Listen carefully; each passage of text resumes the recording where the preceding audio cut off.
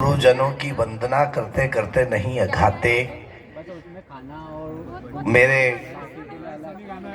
समक्ष अग्र पंक्ति में विराजित हैं यहाँ के पूर्व पार्षद भाई भरत पारख जी, नितिन भाई, जितेंद्र सर बैठे हैं, राम भाई बैठे हैं, इधर ललित भैया और उनकी पूरी टीम बैठी हुई है। धीरज सर नॉन स्टॉप वीडियोग्राफी कर ही रहे हैं। बहरहाल एक बात बताना चाहता हूँ मैं मित्रों, जो नौजवान पीढ़ी के इस महाविद्यालय में उपस्थित छात्र छात्राएं हैं, अपनी मस्ती को जिंदा रखो, क्योंकि जिसकी मस्ती जिंदा है उसकी हस्ती जिंदा है, वरना कुछ सुमड़ों को देख के लगता है कि ये जबरदस्ती जिंदा है। इसलिए मस्ती में रहो यार, क्योंकि टेंशन पालना नहीं। संसद के सत्र से लगाकर प्रेमिका के पत्र तक टेंशन ही टेंशन, टेंशन लेस रहो। मेरे को भारत जी ने यही कहा था, वही बता रहा हूं। मुझे यहाँ भारत जी के बुलावे पर आपके चेहरों की मुस्कुराहट को बरकरार रखने के लिए बख्शी सर ने आदेशित किया है, क्योंकि आंखों में आंसू देने के लिए तो आपके सगे रिश्तेदार ही काफी है। चेहरे पर मुस्कान दिलों में खाई नहीं देते हैं, करने को हिसाब पाई पाई नहीं देते हैं। आज करेंगे पिताजी वसीयत दौलत की, इसलिए इकट्ठे हम चारों भाई नहीं रहते हैं। जब ये स्थितियां होती तब मैं मुस्कुराहट के लिए कहता हूं, टेंशन इसलिए नहीं पालना क्योंकि अटेंशन पालना चाहिए। मैं घर से निकला तो मेरे घर के पास में जुम्मन चाचा सिर पे हाथ धर के बैठे। मैंने कहा चाचा क्या हुआ? बोले यार डॉक्टर साहब बहुत टेंशन है। मैंने कहा चाचा किस बात का टेंशन है? बोले एक न एक दिन मैं मरूंगा। मैंने कहा चाचा इसमें टेंशन पालने की कौन सी जरूरत है, जो बना है वो बना है, तुम फोकट काय का टेंशन पालते? बोले यार एक न एक दिन आप मरोगे। मैंने कहा इसमें कौन सी नई बात है, मृत्यु क्या है?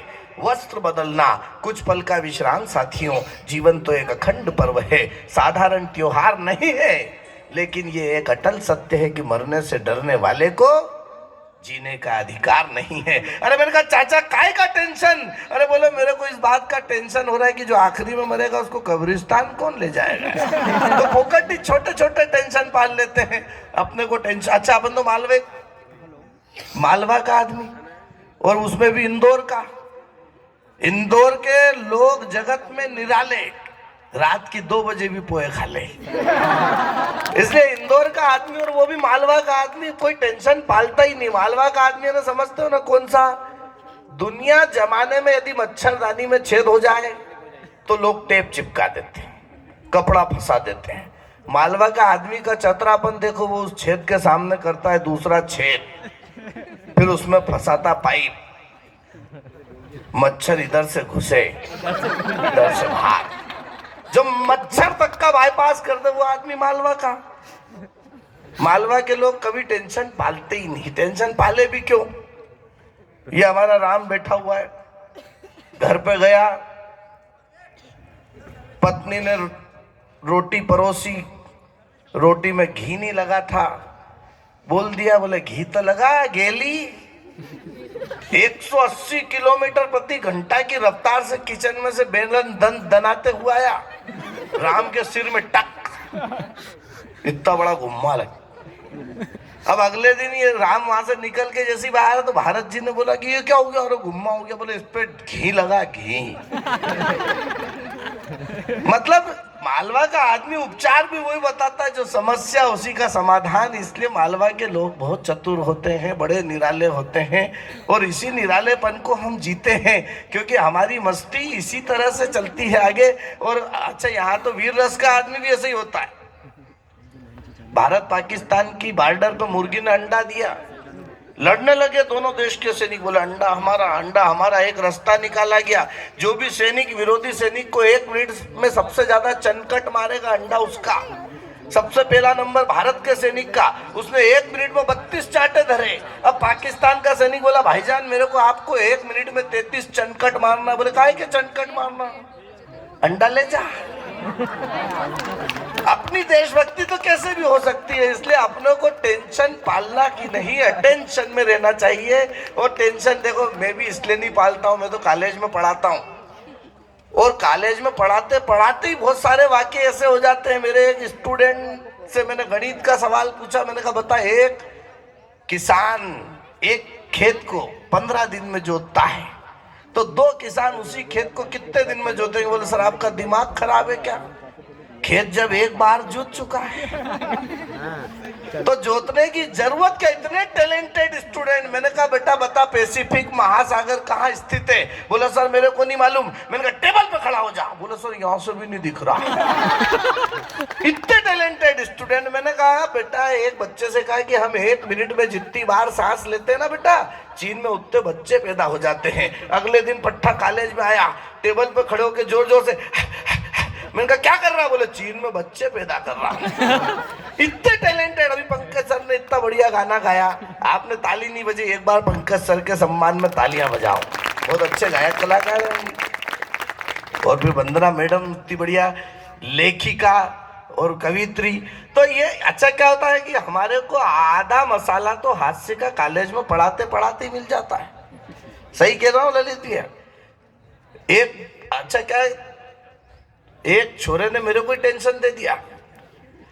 मैंने उससे बोला क्यों रे, कल कॉलेज क्यों नहीं आया था? बोले कल जो आए थे उनको क्या कलेक्टर बना दिया? इतना टेंशन दे देते। मैंने कहा क्यों रे, होमवर्क क्यों नहीं करके आया? बोले सर लाइट नहीं थी। मैंने कहा लाइट नहीं थी तो मोमबत्ती जला लेता। बोले माचिस नहीं थी। अरे मैंने कहा माचिस क्यों नहीं थी? बोले वो पूजा घर में रखी हुई थी। मैंने कहा पूजा घर में से उठा लेता। बोले नहाया नहीं था। मैंने कहा नहाया क्यों नहीं था? बोले पानी नहीं था। अरे मैंने कहा पानी क्यों नहीं था? बोले मोटर चालू नहीं थी। अरे मैंने कहा मेरे बाप मोटर क्यों नहीं चालू थी? लाइट नहीं। बोले वही तो रो रहा हूँ कि लाइट नहीं थी। इतने टैलेंटेड स्टूडेंट है। मेरे से प्रश्न करे पट्टा। बोले सर महिलाएं मांग क्यों भरती है? मैंने कहा बेटा मांग मांग इसलिए भरती है ताकि इससे पता चले कि इस प्लाट की रजिस्ट्री हो गई। और वो बोलो सर ये पुरुष मांग क्यों नहीं भरते? मैंने कहा बेवकूफ, जो गोचर भूमि होती है, बंजर भूमि, उसकी रजिस्ट्री होती है क्या? और वो बोलो सर वो लड़की की शादी होती है तो 2 लड़की आजू में 2 लड़की बाजू में क्यों आती? मैंने कहा गधे, कभी प्लाट की रजिस्ट्री करवाने गया है? अरे प्लाट की रजिस्ट्री करवाने जाओ तो चतुर्सीमा में खाली प्लाट दिखाना पड़ता है, नहीं दिखाना पड़ते। इतने टैलेंटेड स्टूडेंट। ये राकेश सर का एक स्टूडेंट इनके पीछे पड़ गया। बोले सर वो कल इंटरव्यू देने जाना है, 3 इंपॉर्टेंट क्वेश्चन बता दो। इनने कहा कि गधे, तेरे को इंटरव्यू में मैं इंपॉर्टेंट क्वेश्चन बताऊंगा और वही पूछेंगे, ऐसा होता है क्या? अरे बोला सर परीक्षा के समय वो यशराज और कॉलेज की सीरीज में जो आईएमपी टिक लगाते थे वही तो आते थे। आप तो 3 क्वेश्चन बताओ। वो इसके पीछे पड़ गया। इनने भी 3 प्रश्न और उनके उत्तर बता दिए। बोले पहला प्रश्न कभी राजनीति विज्ञान से पूछ ले तुझसे कि भारत के प्रधानमंत्री का नाम बताइए तो बता देना नरेंद्र दामोदर दास मोदी। दूसरा प्रश्न कभी भूगोल से पूछ ले कि बताओ ये धरती कैसी है तो बता देना ऊपर से भले ही चपटी चपटी दिखे मगर अंदर से गोल मटोल है। और तीसरा प्रश्न कभी इतिहास से पूछ ले कि बताओ भारत को आजादी कब मिली तो बता देना 1857 में बुनियाद रखी गई और 1947 में परिणाम प्राप्त हुआ। अब वो राकेश सर का स्टूडेंट था। इंटरव्यू बोर्ड के सामने गया बख्शी सर तो वो प्रश्न भूल गया और उसको उत्तर याद रहे। इंटरव्यू बोर्ड के सदस्य ने पहला प्रश्न पूछा, आपका नाम? नरेंद्र दामोदर दास मोदी। बोला आपका दिमाग तो ठीक है? बोले ऊपर से भले ही चपटा चपटा दिखे अंदर से गोल मटोल है। अब इंटरव्यू बोर्ड समझ गया कि इसका ऊपर वाला माला खाली, इसको कंपनी में सिलेक्ट करने से फोकट कंपनी का बट्टा लगेगा, इसको एक सामान्य सा प्रश्न करके विदा कर देते हैं। तो इंटरव्यू बोर्ड के सदस्य ने एक सामान्य सा प्रश्न किया, बताइए आपका जन्म कब हुआ? बोले सर 1857 में बुनियाद रखी गई और 1947 में जाके परिणाम प्राप्त हुआ। ऐसे ताली वाली बजाते रहो। मैं उधर से आया था तो वैष्णव कॉलेज में सरस्वती माता मिल गई। मैंने प्रणाम किया। मैंने कहा माता जी सरस्वती पुत्र। उनने आशीर्वाद दिया। बोले वहाँ जाएगा? मैंने कहा जाऊँगा। बोले एल्यूमिनाई मीट में जाएगा? मैंने कहा वहीं जा रहा हूँ। बोले वो बख्शी सर उसके संयोजक है वहाँ जा रहा? मैंने कहा वहीं जा रहा हूँ। बोले पारितोष अवस्थी जी प्राचार्य है वहीं जा रहा? मैंने कहा वहीं जा रहा हूँ। बोले एक मेरी बात वहाँ उपस्थित श्रोताओं को बोल देना, माँ सरस्वती ने जो बात कही मैं आप सबको सुना रहा हूँ। माँ ने मुझे कहा था कि आज पलोड़ जी की कविता पे जो ताली नहीं बजाएगा वो अगले जन्म में घर घर बजाने जाएगा। तो बजाओ ताली। क्या है कि महफिल ताली के बिना अधूरी रहती है, इसलिए आपकी तालियों से चलने वाले बाजे हैं, खिलौने हैं। बहरहाल यहाँ मेरा कोई बहुत ज़्यादा प्रयोजन और मूड नहीं है, क्योंकि मेरे को जो है उपाध्याय जी ने कोई लिफाफा विफाफा दिया नहीं है। इसलिए मैं एक छोटी सी कविता कह देता हूँ।